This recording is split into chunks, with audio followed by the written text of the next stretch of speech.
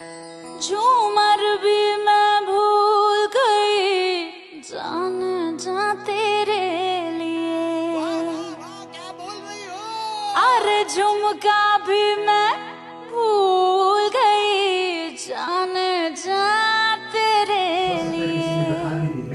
तो बोतल पिलाती है दूध की। जब बच्चा थोड़ा बड़ा हो जाता है, स्कूल जाने लगता है, तो उसको पानी की बोतल दी जाती है। जब बच्चा और बड़ा हो जाता है थोड़ा, तो वो फिर कोल्ड ड्रिंक की बोतलें इस्तेमाल करने लगता है। देखिए जैसे इवोल्यूशन है ना, धीरे धीरे प्रगति होती है, ऐसे बोतलों में भी प्रगति होती है। फिर कोल्ड ड्रिंक की बोतल पीने लगता है। फिर थोड़ा और बड़ा होता है 18 साल का, तो बियर की बोतल पीने लगता है। फिर जब उसकी नौकरी लग जाती है तो विस्की की और रम की बोतलें पीने लगता है। फिर जब वो ज्यादा हो जाती हैं तो ग्लूकोज की बोतल चढ़ती है। जब ग्लूकोज की बोतल काम नहीं करती है तो उसको खून की बोतल चढ़ाई जाती है। और जब वो भी काम नहीं करती तो हिंदुस्तान धार्मिक तालियां बजाए। तो जब हिंदुस्तान जब खून की बोतल भी काम नहीं करती तो गंगा जल की बोतल तो काम आती ही आती है।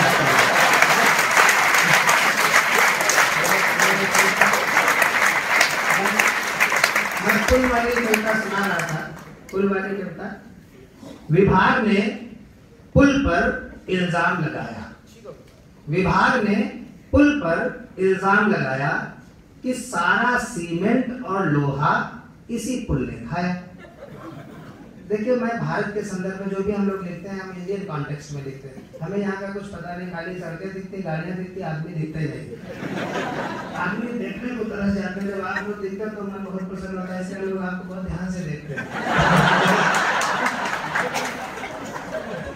खाली सड़क, खाली गाड़ी, सब लेकिन बहुत बढ़िया, सब ठीक है। विभाग ने पुल पर इल्जाम लगाया कि सारा सीमेंट और लोहा इसी पुल ने खाया।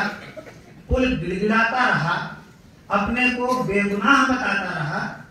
पुल गिड़गिड़ाता रहा, अपने को बेगुनाह बताता रहा, लेकिन अदालत की समझ में नहीं आया।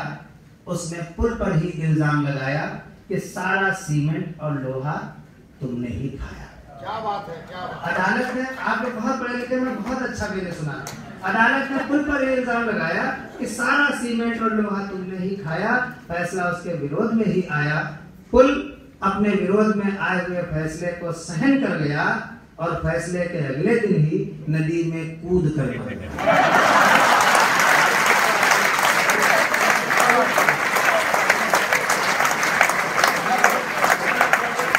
चुनाव चल रहा है, चुनाव इस समय हिंदुस्तान में जहाँ भी शहर में जाते हैं लोग हमसे पूछते हैं किसकी सरकार बन रही। अच्छा हम भी बहुत चालाक हैं, हम पहले उस आदमी से बात कर लेते हैं, उसकी मानसिकता जान लेते हैं किस टाइप का आदमी है, तो हम उसी के हिसाब से बता देते हैं। डेट्रॉइट में मिले, हमने देखा कि वो पूरी तरह से मोदी के रंग में रंगे हुए था। मैंने कहा मोदी के रंग कोई बन ही नहीं सकता। वहाँ रिचमंड में मिले, वो केजरीवाल जी से प्रभावित है। हमने कहा ऐसा कुछ भी हो, सरकार केजरीवाल की ही बनेगी, क्योंकि हम भारत से आए हैं, पढ़े लिखे हैं, समझदार हैं, जिंदा वापस घर जाना चाहते हैं।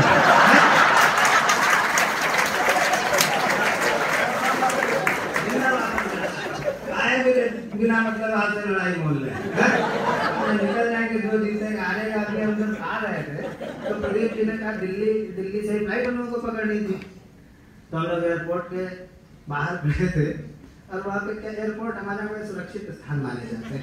लड़के लड़कियाँ वगैरह अपना मिल लेते हैं। लड़का थोड़ा राजनीतिक रोमांस में था, लड़की को जानता नहीं था, शायद गलत फहमी में था। तो उसने लड़की को एक कमल का फूल भेंट कर दिया। भारतीय जनता पार्टी का चुनाव, लड़की ने घसीट के कंठा मारा, झापड़ मारा। लड़के ने ये क्या हुआ? बोले तुमने अपनी पार्टी का चुनाव चुन दिया, हमने अपनी पार्टी।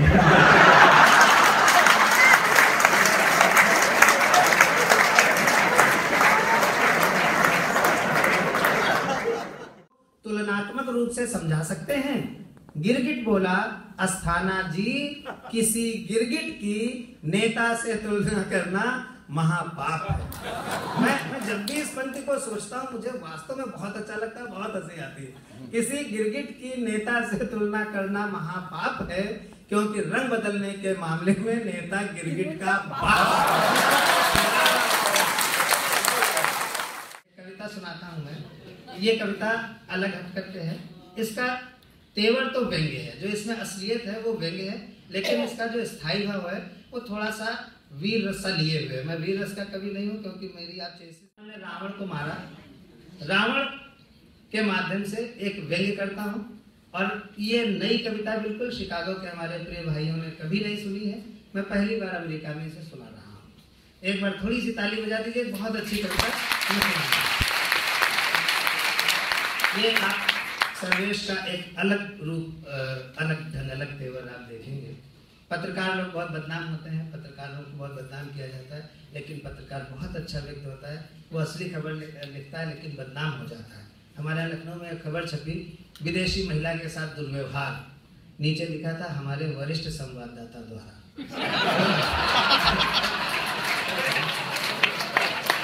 वो मतलब एक्चुअली खबर थी उसके द्वारा, और उसमें ऐसा पढ़ने लगा जैसे उसी ने किया। पत्रकार बदनाम ज्यादा है, लेकिन मैं एक अच्छी कविता आपको सुनाऊंगा। हर साल विजयदशमी को हम रावण के शीश उड़ाते हैं, हर साल विजयदशमी को हम रावण के शीश उड़ाते हैं, कागज की 20 भुजाओं को पल भर में राख बनाते हैं।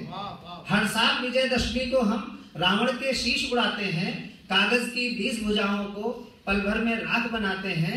हर साल रामलीलाओं में वध मेघनाद का होता है, हर साल रामलीलाओं में वध मेघनाद का होता है। हर साल विभीषण लंका के कृत्रिम विनाश पर रोता है। ये कैसा है विचित्र अभिनय, ये कैसा है विचित्र अभिनय, हम सब नाटक के आदी हैं। ये कैसा है विचित्र अभिनय, हम सब नाटक के आदी हैं। दर्शक बन चुप के देख रहे अपने युग की बर्बादी है। ताली बजा सकते हैं। ऐसा थोड़ी नहीं, अच्छी कविता करके तो ताली नहीं बजाएंगे, डिमोरलाइजेशन पैदा हो जाता है। आपको क्या पता है? अगर एक बार था, एक सम्मेलन चल रहा था, सामने एक सज्जन बैठे थे, वो ताली ही नहीं बजाते थे। हमने कहा भाई साहब आप ताली क्यों नहीं बजा रहे हैं, हम लोग तो अपना सर्वश्रेष्ठ सुना रहे हैं। बोले हम नहीं बजाएंगे, हम बड़े आदमी, हमने नौकर रखे हुए हैं। यंग थे, नए अमीर बने थे, वो हंस भी नहीं रहे थे। हमने कहा सब लोग अच्छी कविता सुना रहे हैं, आप हंस कर रहे हैं। बोले मैंने नौकर रखे हुए हैं। अगले महीने खबर मिली उनकी शादी हुई।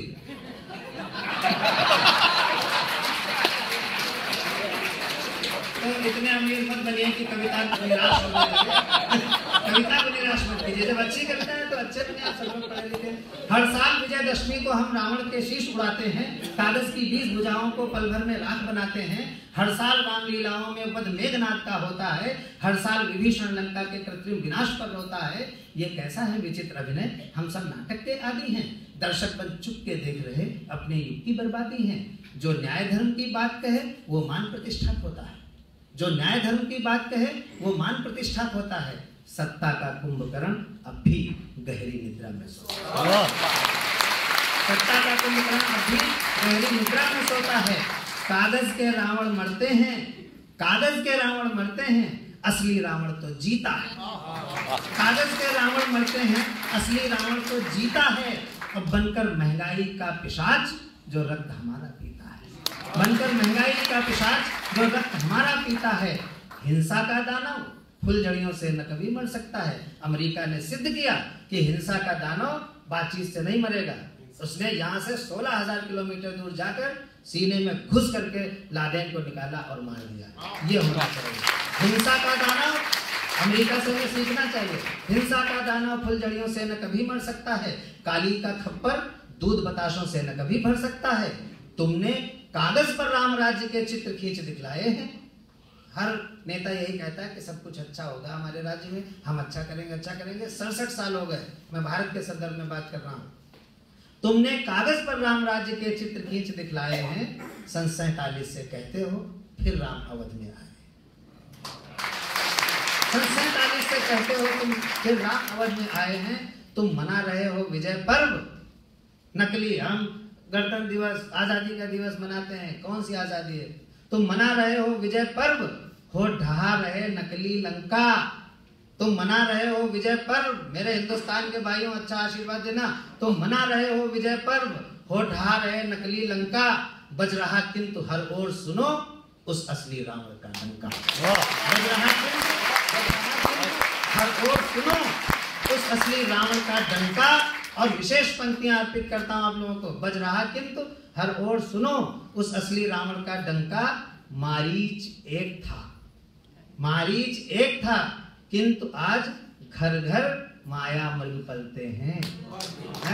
मारीच एक था, बहुत अच्छे श्रोता, मारीच एक था किंतु आज घर घर माया मृग पलते हैं। अपने अपनों को चलते हैं, सब काले धंधे चलते हैं। अपने अपनों को चलते हैं, सब काले धंधे चलते हैं। रावण का वंश हमने अच्छाई को बढ़ने से रोक दिया है। उसमें एक शब्द आएगा परिवार नियोजन और एक शब्द आएगा वानर सेना। वानर सेना अच्छाई का प्रतीक, परिवार नियोजन बंधन का प्रतीक। तुमने कागज पर राम राज्य के चित्र खींच दिखलाए हैं, सन 47 से कहते हो फिर राम अवध में आए हैं। तुम मना रहे हो विजय पर वो ढा रहे नकली लंका, बज रहा किंतु हर ओर सुनो असली रावण का डंका।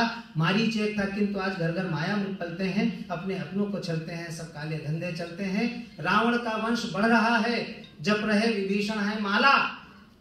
रावण का वंश बढ़ रहा है, जप रहे विभीषण है माला। तुमने तो वानर सेना का भी परिवार नियोजन कर डाला। तुमने तो वानर सेना का भी परिवार नियोजन कर डाला। और लाना है, अंतिम पंक्ति मेरे इसका पाठ किया, आपका आशीर्वाद चाहिए। लाना है राम राज्य तो पहले रावण का संहार करो, अपने अंदर के रावण। लाना है राम राज्य तो पहले रावण का संहार करो। अन्याय करे तो भाई पर भी भीषण वज्र प्रहार। बहुत धन्यवाद। एक बार मेरे लिए अच्छी तालियां बजाइए।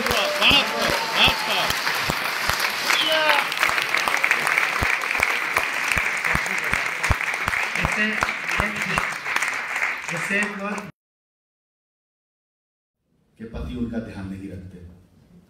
मुझे रिश्तों का कवि कहा जाता है, तो सबसे पहले उसी रिश्ते की बात, जो रिश्ता चिता तक जाता है, चित्त से चलता है और चिता तक जाता है। अक्सर पत्नियों को शिकायत होती है पति उनका ध्यान नहीं रखते। तो तमाम पीड़ित पतियों की तरफ से ये पहला शेर, जब भी आप ऐसे त्रस्त महसूस करें स्वयं को, तो पत्नी को भेंट कर सकते हैं। ये सोचना गलत है कि तुम पर नजर नहीं। ये सोचना गलत है कि तुम पर नजर नहीं। मसरूफ हम बहुत हैं मगर बेखबर नहीं। तालियां पीछे तक आनी चाहिए, मुझे लगे मेरी आवाज पीछे तक जा रही है। ये सोचना गलत है कि तुम पर नजर नहीं। मसरूफ हम बहुत हैं मगर बेखबर नहीं। और अब तो खुद अपने खून ने भी साफ कह दिया। क्या बात है, वाह वाह। अब तो खुद अपने खून ने भी, एक कड़वी सच्चाई हमारे समाज की, अब तो खुद अपने खून ने भी साफ कह दिया, मैं आपका रहूंगा मगर उम्र भर नहीं।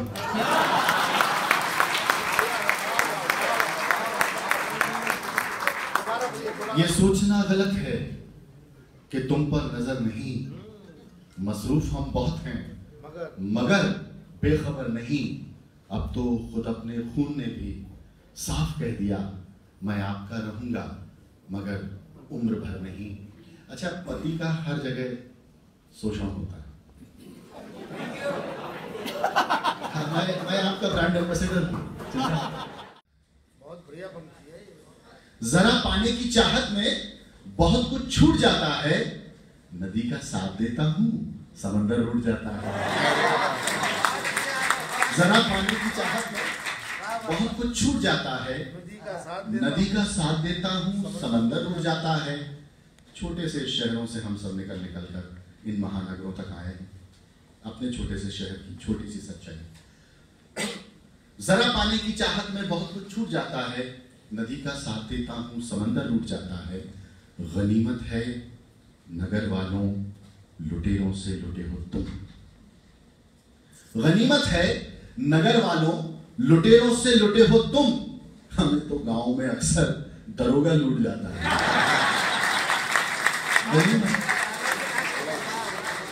गनीमत है नगर वालों, लुटेरों से लुटे हो तुम। हमें तो गांव में अक्सर दरोगा लूट जाता है। अच्छा, गजलें ऐसी निकलती हैं। हम लोग नौकरी में काम, टेलीविजन में काम करते हैं। भाई साहब ने बताया आज तक में हम नौकरी करते हैं।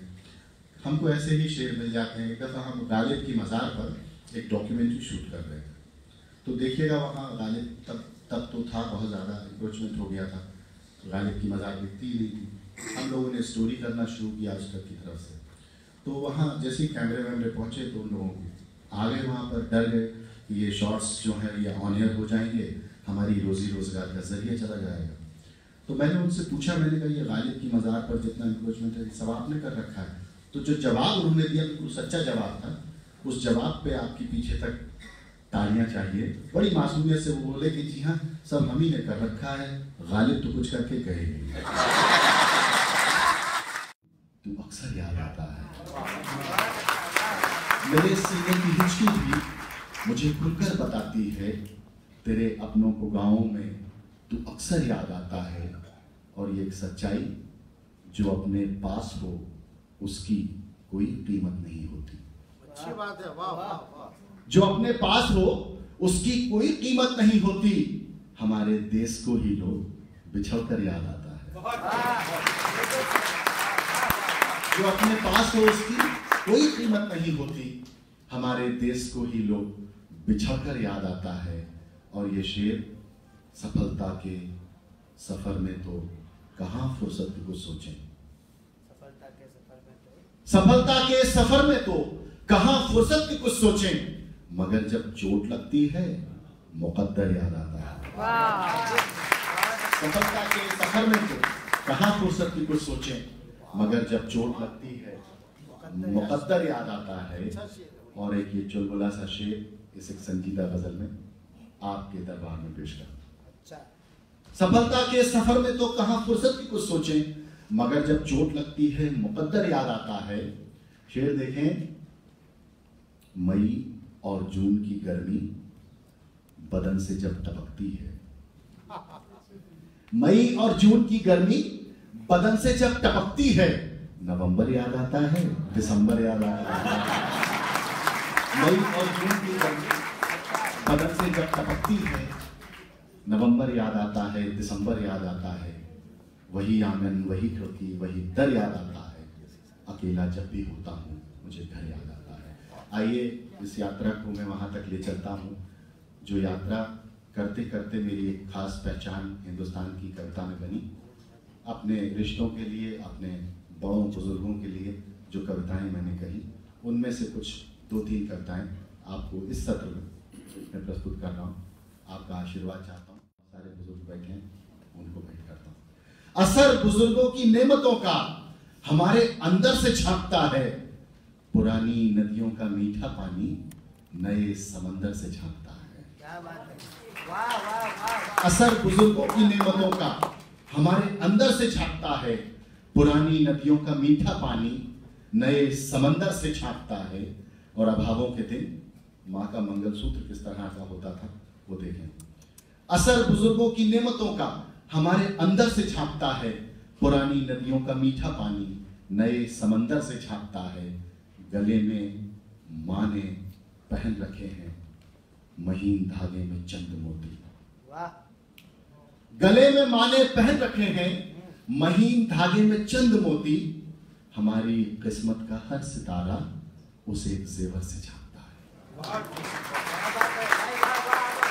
मुझे पीछे तक ये दुआ लीजिए कि मैं माँ के लिए, पिता के लिए पढ़ रहा हूँ। की मिठाई खिलाओ, जीजा जी मुस्कुरा के बोले जरूर खिलाऊंगा, थोड़ी और पास हो जाओ।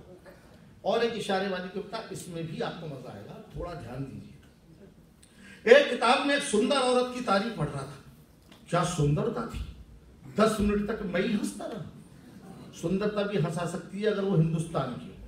मजा लीजिए, किताब में लिखा हुआ था कि उस सुंदर औरत की दाईं आंख इतनी सुंदर थी कि बाईं आंख लगातार दाईं को देखती रहती थी।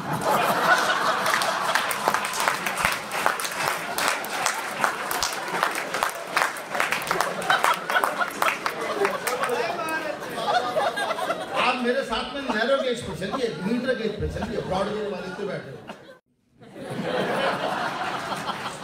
इतना चैलेंज है तुम्हें के लिए। उस सुंदर औरत की दाईं आंख इतनी सुंदर थी कि बाईं आंख लगातार दाईं को देखती रहती थी।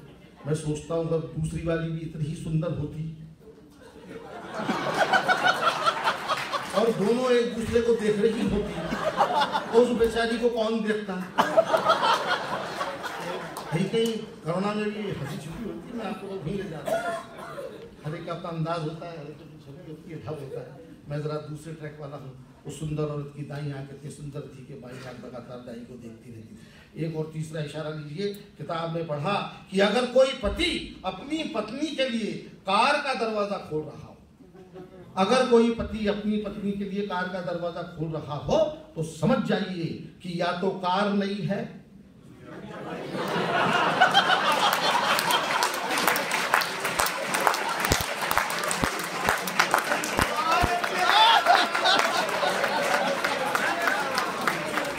मैं आपको ऐसे ही लिख सकता हूँ, मैं ऐसे ही होता लिखता हूँ कि आगे पढ़ने की जरूरत नहीं है, लेकिन फिर भी पूरा मजा लेना चाहिए। अगर कोई पति अपनी पत्नी के लिए कार का दरवाजा खोल रहा हो तो समझ जाइए कि या तो कार नहीं है या फिर पत्नी नहीं है।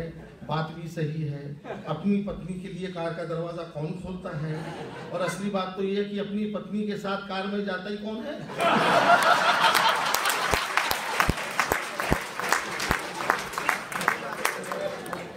ये दृश्य मैं आपको दिखा रहा हूँ, कविता इत्यादि नहीं सुना रहा हूँ। दृश्यों में जो कविताएं हैं तो कविताओं में भी दृश्य मिलते हैं, तो दृश्य आपको सुना रहा हूँ। आप सभी जानते हैं कि हिंदुस्तानी स्त्रियां अपनी मांग में लाल सिंदूर डालती हैं। मैं एक ऐसी पड़ोसन बहन जी को जानता हूँ जो हरे सिंदूर का प्रयोग करती है। हरे सिंदूर। एक दिन मैंने पूछ लिया, बहन जी आप हरा सिंदूर क्यों डालती हैं? तो शर्मा के बोली, चौबे जी मेरे पति रेलवे ड्राइवर हैं।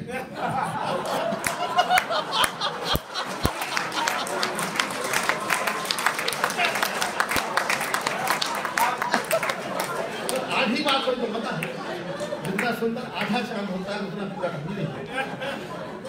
मेरे पति रेलवे ड्राइवर हैं। बोले चौबे जी मेरे पति रेलवे ड्राइवर हैं। हरा सिंदूर इसलिए डालती हूँ कि लाल झंडी देख करके गाड़ी दूसरे प्लेटफॉर्म पर नहीं चली जाए।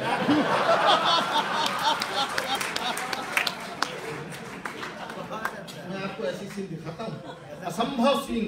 हमको दिख जाते हैं कि हम तो दिख जाते हैं। प्लेटफॉर्म का सीन सुनाता हूँ, रेलवे प्लेटफॉर्म का, ग्वालियर का। एक नौजवान लड़का, एक नौजवान लड़की, दोनों कॉलेज स्टूडेंट थे, काफी फ्री रहते हैं आपस में आकर कॉलेज की से।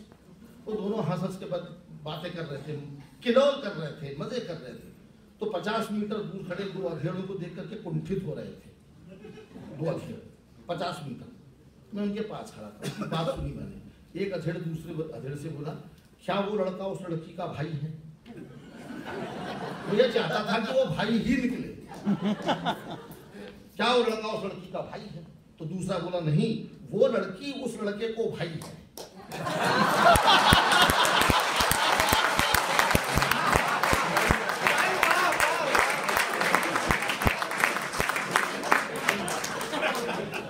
मैं आपको बताऊं कि मैं इसी प्रकार से बात कहता हूं, लेकिन लोग समझ नहीं पाते। कई बार हाथ से कभी होना घाटे का सौदा है। तालियां तो मिलती है, कभी कभी गालियां भी मिलती है। मैं एक सभा में मैं एक सभा में डॉक्टरों के बारे में लोगों को बता रहा था। डॉक्टर्स डे पर डॉक्टरों ने मुझसे कहा कि हमारे बारे में जनता को बताओ कि हमसे क्या है, हमारी बड़ी इमेज खराब होती जाती है, जरा लोगों को बताओ शोभे जी कि डॉक्टर क्या होता है। तो मैंने बता दिया। जो मैंने बताया वो बड़ी काम बढ़िया बात थी, लेकिन वो इमेज खराब। मैंने लोगों से कहा कि दोस्तों, भाइयों, बहनों, डॉक्टर धरती पे भगवान का अवतार है, भगवान का प्रतिनिधि है। इसलिए कभी डॉक्टर के पास जाना पड़े तो ये सोच के जाना कि भगवान के पास जा रहे हैं।